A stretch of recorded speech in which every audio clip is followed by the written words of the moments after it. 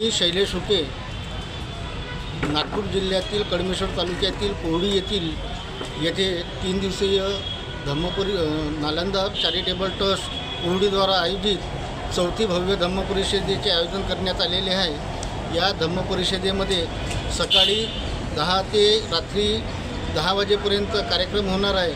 भंतेजी पहिल्या सत्रामध्ये भंतेजीचं सत्र असणार आहे। दुसऱ्या सत्रामध्ये आंबेडकरी विचारवंत प्रसिद्धी आनंद आणि तिसऱ्या सत्रामध्ये दिनेश भारती यांचा कार्यक्रम होणार आहे।